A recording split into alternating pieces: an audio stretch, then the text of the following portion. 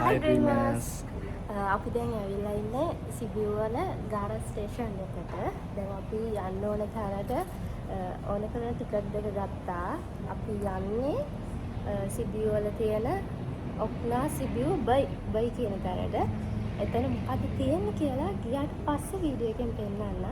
දැන් අපි ඉන්නේ අපේ ට්‍රේන් එක වෙනකන්. අපේ ට්‍රේන් එක තියෙන්නේ 10:25ට මේ තියෙන ටිකට් එක ගත්තා. විස්තරේ යන ගමන් ඔයාලට කියන්න.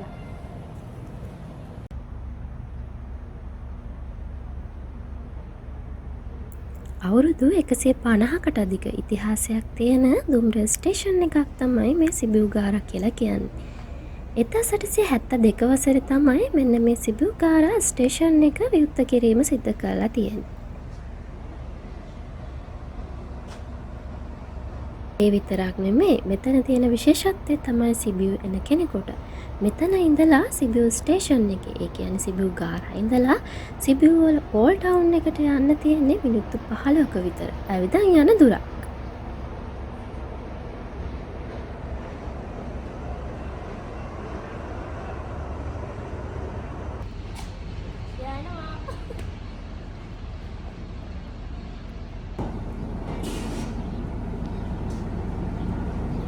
ඔන්න අපේ ට්‍රේන් එකක් දැන් ආවා.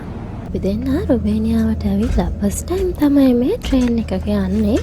ඉතින් අපේ පළවෙනි අත්දැකීමම කියනවා නම් මේක හරිම සුවපහසුව සහ හරිම පිරිසිදුව ට්‍රේන් එක තිබුණා. ඉතින් දුර ගමන් යන්නත් මෙහි ට්‍රේන් පහසුකම් හොඳයි කියන එක අපිට හිතුණු දෙයක්. පොඩි රයිඩ් එකක් ගිය නිසාද දන්නේ නැහැ එහෙම ලොකු තදබදයක් ට්‍රේන් එක ඇතුලේ තිබුණේ නැහැ.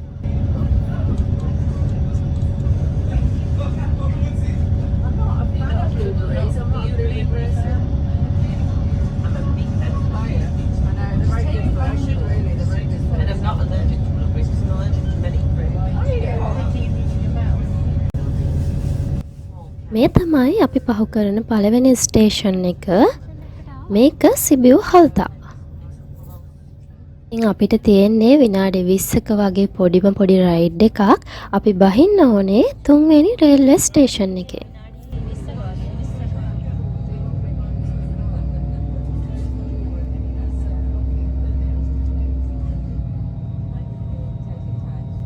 ඒ අතර අපේ ටිකට් එකක් චෙක් කරන්න ආවා. සමහර ස්ටේෂන් වල ටිකට් ගන්න කවුන්ටර් එකක් නැහැ. ඒ නිසා ට්‍රේන් එකට නැගලා ටිකට් ගැනීමේ හැකියාව තියෙනවා. යන්න ඕන දේ තමයි දෙවෙනි ස්ටේෂන් එක තමයි ඔක්නා සිබිව් කියන්නේ. සිබිලුයි.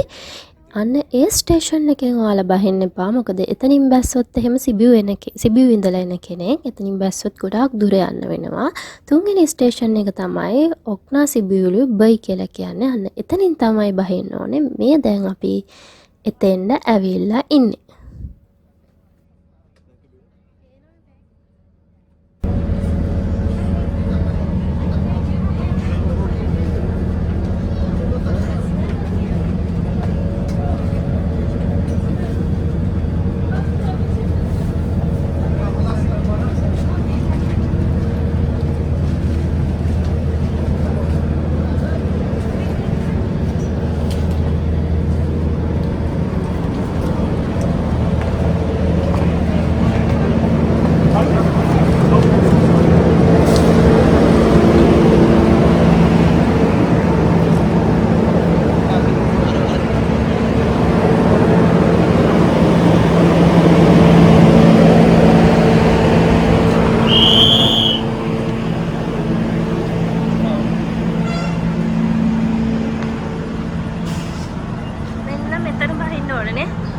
හල්තා ඔක්නා බයි. මේක ඔක්නා සිබිව්ලු කියන ප්ලේස් එකේ නෙමෙයි. ඔක්නා සිබිව්ලු බයි කියන ප්ලේස් එකේ ඇවිල්ලා බහින්න ඕනේ. මම හිතන්නේ මේ කට්ටිය ඔක්කොම යන්නේ එහෙට. අද සෙනගිදී. අද සෙනසුරාදා දවසක අපි ආවේ. බලමු කි. අපි දැන් ට්‍රේන් එකෙන් බහලා විනාඩි 10ක් වගේ 10ක් වගේ ඇවිදගෙන යනවා. බහලක් තියෙන යන්නේ කියන්නේ විනාඩි 10ක් විතර යනවා නම් කවුරු හරි මෙතන සිබියු වල ඉඳලා එනවා නම් අනිවාර්යෙන්ම මතක තියාගන්න මේ සිබියු ගාරා ස්ටේෂන් එකෙන් නගිනවා නම් ඔක්නා සිබියුලු කියන ට්‍රේන් ස්ටේෂන් එකෙන් බහින්න බා ඔක්නා සිබියුලු බයි කියන එකෙන් බහින්න. එතන ඉඳලා විනාඩි 10කට 15ක දුරක් ඇවිදගෙන යන්න ඕනේ ප්ලේස් එකට. මඩන ආන්දාවේ අද මඩන ආන්ද. ඇත්තටම ආවේ අද මට නෝ. ලංකාවේ අපිට ඉතින් මඩ කියන්නේ සුපුරුදු දෙයක් නේ.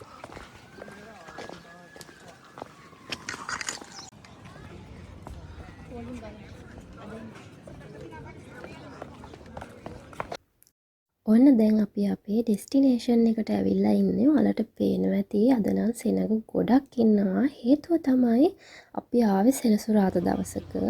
ඒ නිසා ඔයාලා අනිවාර්යෙන් එනවා නම් මෙතෙන් එන්න වීක් ඩේස් වල වීකෙන්ඩ් එකේ නම් එන්න එපා. ඉරිදට එහෙනම් මෙතන මාරම සෙනගක් ඉන්නේ.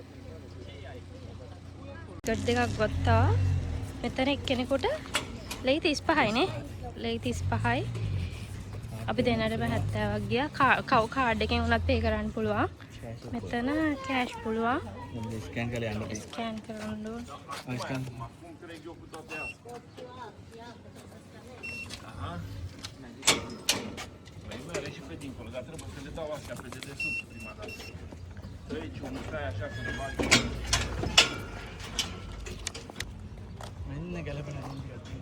ඔව් මෙතනින් ඕනනම් කට්ටිය අඳුන් ගන්නත් පුළුවන්. හැබැයි මම හිතන්නේ ගන්න නම් වැඩි ඇතිනේ. අතුලින්ද. හැට් එහෙමත් තියෙනවනේ. ක්ලාස් එහෙමත් තියෙනවා. මේ ලස්සන කියුට් බෑග් තියෙනවනේ. තාරාව. ඔයාලා එනවා නම් අනිවාර්යයෙන්ම වෙනම ස්ලිපර්ස් දෙකක් අරන් එන්න මෙතනට. මොකද මෙතන මේ අවුව නිසා ඔස් හැර නිසා බිම අඩිය තියන්න බෑ. පිච්චෙනවා වගේ. ඒ තරම් මේ අවුව සැරයි. රස්නේ වැඩි. මෙන්න මෙතන තමයි අපි ආවේ.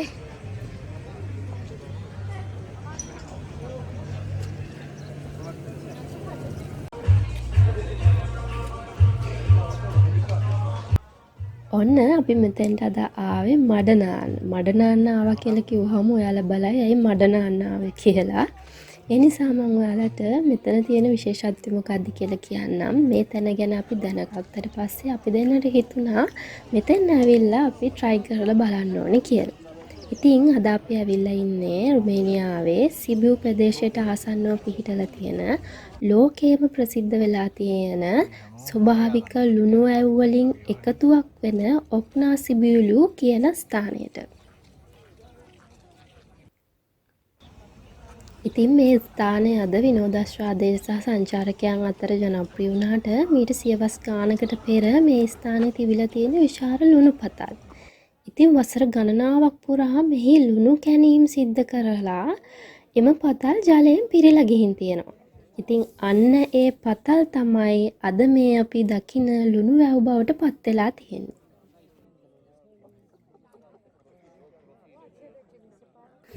මේ තියෙන වැව් වල ජලයේ ලුණු ප්‍රමාණය ඉතාම ඉහළයි. ඒ නිසා අපි වතුරට බැස්සට පස්සේ අපිට පීනන්න මහන්සි වෙන්න අවශ්‍යතාවයක් නැහැ. ශරීරයේ ස්වභාවිකම ජලය මත පාවීම සිද්ධ වෙනවා. ඉතින් ඒ අත්දැකීම ලෝකේ කොහෙවත් බොහෝ තැන්වල ගන්න නොලැබෙන සුවිශේෂී අත්දැකීමක් තමයි මෙන්න මෙතනින් ගන්න පුළුවන් වෙන්නේ. ඊටත් වඩා මේ ස්ථානයේ තවත් ප්‍රසිද්ධ වෙන්න එක කාරණාවක් තියෙනවා. ඒ තමයි මේකේ තියෙන ස්වභාවික ඖෂධීය මඩ. අපේ මහත්තයා කළු තෙල් ගන්නවා. කළු තෙල් ගන්න කියන්නේ. අපේ මහත්තයා කළු තෙල් ගන්නවා. අද ෆෝන් එක අල්ලන්න ගෝලන්ද? ෆෝන් එක අල්ලන්න බෑ.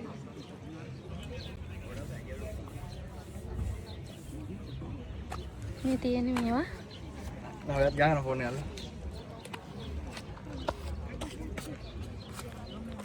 මේක පියාගන්න දෙයක් නැහැ නේ. ඉන්න ෆොටෝ එකක් ගාමු අපි.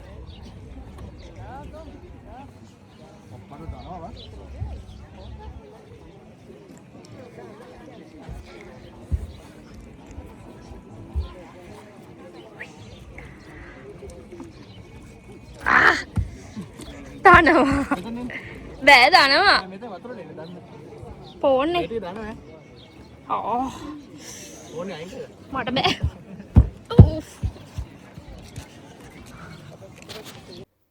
මෙතන තියෙන්නේ සාමාන්‍ය මඩක් නෙමේ. අවුරුදු දහස් ගණනක් පුරා ලුණු වැව් පතුලේ ඛනිජ ද්‍රව්‍ය, මැටි සහ ස්වභාවික ජීව ද්‍රව්‍ය එකතු වෙලා ස්වභාවිකම සැදුණු සැෆ්‍රොෆෙලි මඩ් කියන නම් විශේෂ මඩ වර්ගය තමයි මෙතන තියෙන්නේ. මේ මඩේ ලුණු, මැග්නීසියම්, කැල්සියම් සහ තවත් ප්‍රයෝජනවත් ඛනිජ ද්‍රව්‍ය අඩංගු වෙනවා. ඒ හින්දා බොහෝ දෙනා ඇවිල්ලා මෙතන මේ මඩ ශරීරයේ තවරගෙන විනාඩි 10ක් 20ක් අතර කාලයක් අවුවේ ඉඳලා පසුව මේ ලුණු වැව් වල බැහැලා ලුණු වැවේ මේ වතුර වලින් ඇඟ සෝදා ගැනීම සිද්ධ කරනවා. මඩ නාවන්න අවතුරක්. ගොඩක් ගන්නද? මඩ නාවන්න අයියාවේ.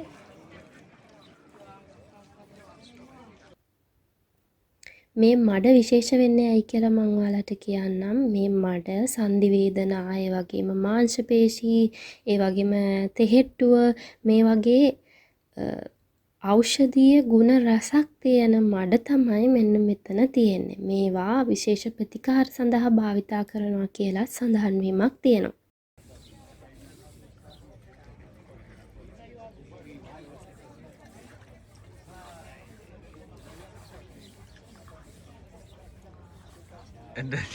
මූණ ගන්න ඕන. එපා මූණ ගන්න මූණ ගාව තවල. මූණ ගන්න එපා. හරිද ගෑවිලාද? මඩ ගන්න දාලා දී. ලංකාවේ නිකන් කළු තෙල් වගේ. කළු තෙල් නෙමෙයි. මඩ කියන්නේ. යටින් මඩ ගන්න. යට දෙන මඩ. මේ හරිය නෑ හරිය. තියෙනවා ලයින් කිය. ඔය කළු පාට මඩ.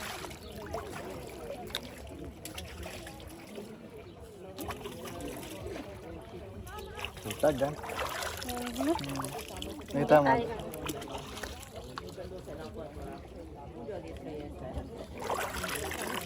Ini tamu. මඩ අරගෙන තමයි මෙයාලා ඇඟේ ගා ගන්න. මේ මඩ ඇඟේ තවරගෙන විනාඩි 10ක් 20ක් වගේ කාලයක් ඉඳලා මේ වතුරට මේ ලුණු වතුරේ බැහැලා ඇඟ සෝදා ගැනීම සිද්ධ කරනවා. ඊට පස්සේ පිරිසුදු ජලයෙන් ශරීරයේ සෝදා ගැනීම සිද්ධ කරනවා. ඉතින් මෙතෙන්ට එනවා නම් ඔයාලා අනිවාර්යයෙන්ම ස්ලිපර්ස් දෙකක් අරන් එන්න. ඒ වගේම සන්ග්ලාස්, එතකොට සන් ක්‍රීම් අනිවාර්යෙන් ඔයාලා අරගෙන එන්න. ඒ වගේම තමයි කැම බීම ඔන්න වතුර අරන් එන්න. ඒ වගේම කෑම ඔයාලට ගෙදරින් හදාගෙන එන්නත් පුළුවන්. එහෙම නැත්නම් මෙතනින් ඇවිල්ලා try කරන්නත් පුළුවන්. ඉතින් බජට් ට්‍රිප් එකක් කෙනෙක් කියනවා නම් අනිවාර්යෙන් ගෙදරින් එනකොට කෑම හදාගෙන එන්න.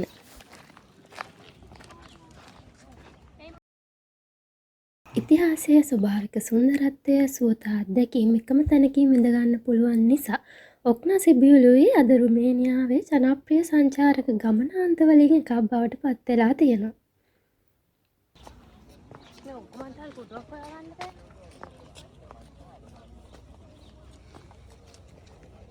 ඔයාලට වීඩියෝ එකකින් පෙන්නන්නම්. සමහර අය කියන්නේ මෙතෙන් දෙන සංචාරකයින් මේ ඇඟ පුරාම මේ මඩ තවරගෙන කළු පාටට. ඉතින් මේකේ පැයක් දෙකක් අවුවේ ඉඳලා අර වතුර වලින් මේ ලුණු ජලයෙන් ඇඟ සෝදා ගැනීම සිද්ධ කරනවා. ඉතින් මේ මඩ ගැන කියනවා නම් අර අපි ලංකාවේ දකින මඩ වගේ නෙමෙයි. මම වීඩියෝ එකේ සමහර තැන්වල කියනවා කළු තෙල් කියලා. ඒ වගේම තමයි කළු පාටයි මේ මඩ. ඒ කළු පාට වෙන්න හේතුව තමයි මම කලින් සඳහන් කරපු මේ මඩවල තියෙන විශේෂත්වය. ඉතින් ඔයාලත් කවදා හරි රුමේනියාවට එනවා නම් මේ අපූරු ලුණු වැව් සහ ඖෂධීය මඩ අත්දැකීම අනිවාර්යයෙන්ම ඔයාගේ travel bucket list එකටත් එකතු කරගන්න අමතක කරන්න එපා.